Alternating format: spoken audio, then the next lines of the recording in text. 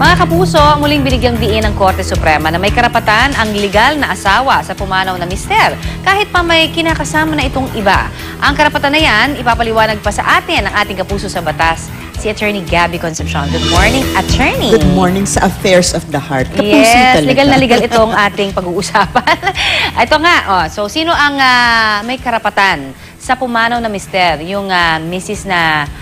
Real. Mrs. Real, ganon? Diba abangan ang tunay na Mrs. Real? Yes, oo. So ano ba ang ano dyan? Yung other woman or yung tunay na asawa?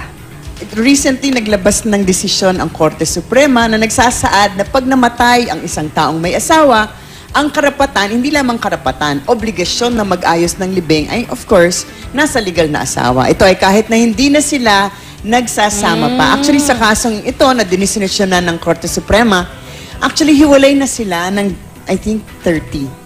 20 o 30 years silang magkahiwalay. At nakikisama na dun sa kanyang kinakasama, yung common law wife. Pero sa ating po kasing jurisdiction, wala kasing karapatan ang common law wife.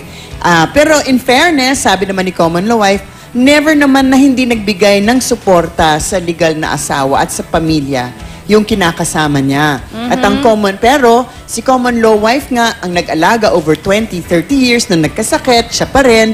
At sabi niya, actually, umalis kayo papuntang Amerika at nung umalis kayo, yung legal na asawa at saka yung mga anak, alam niyo naman na may sakit at malubha ang sakit, pero umalis pa rin kayo.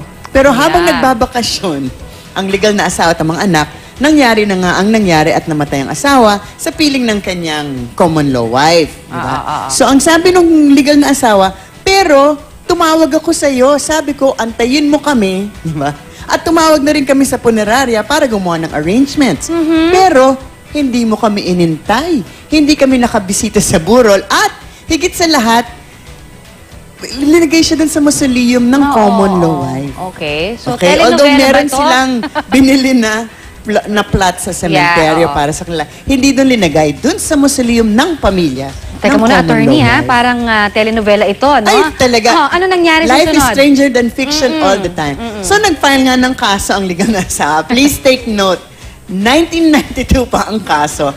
Dumaan sa Regional Trial Court, sa Court of Appeals, Korte Suprema, until nga nagkaroon ng decision recently, 2014. Finally, siguro naman, matatahimik na rin si Mister. At talaga, ang haba ng hair ni Mister, pinag-agawan talaga siya hanggang sa kamatayan. Talaga.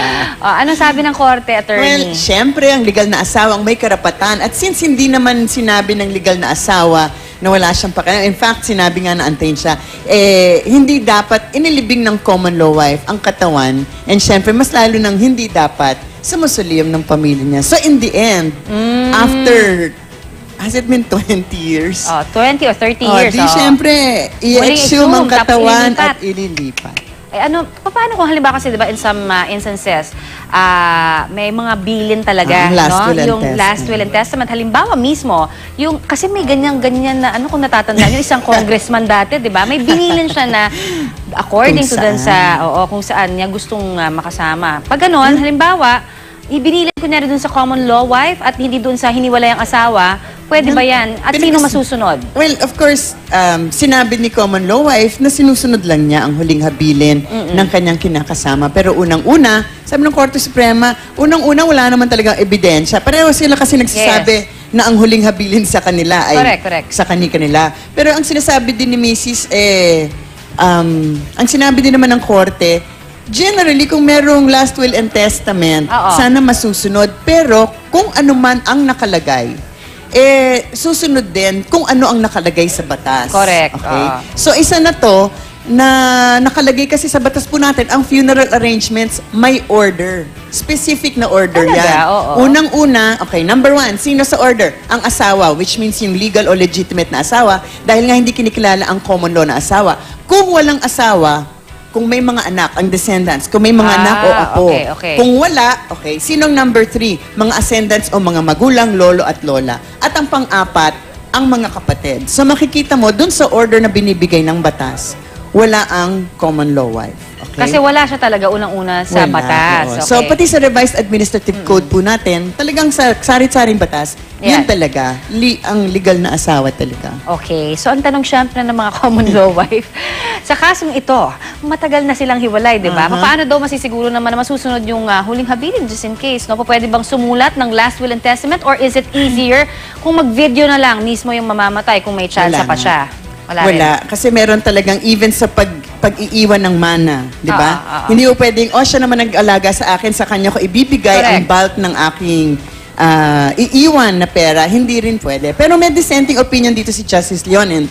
Sabi niya, dapat naman, di ba, yung huling habilin, kasi meron naman talagang provision na the last wishes of the deceased should be respected, pero sabi ng korte, only as to form ng libing, kung paano. Okay. Pero yung mga ganito, may requirement talaga na malinaw sa batas, ito yung limitasyon kung anong pwede mong sabihin. So, ito na nga, i-exhume na nga at ililipat ang bangkay after so many years at siguro matatahimik na ang kaluluwa. Pero ang personal opinion ko, di ba, between the legal and the common law wife, bahala kayo sa buhay nyo. Yung sa akin lang, kung merong mga anak, can you imagine ko yung mga anak, bibisita sila sa puntod ng tatay nila sa mausoleum ng ibang tao. Tama rin yun. So in the end, best interest na lang of the children ang sundin. Hindi na bali ang mga asa-asawa, mga anak na lang. Ayun nga, dapat maging legal. Okay. Maraming salamat, Attorney Gabby Maraming Concepcion. salamat din. Thank Happy you. Monday to everybody. Oo nga. Samantala, naku,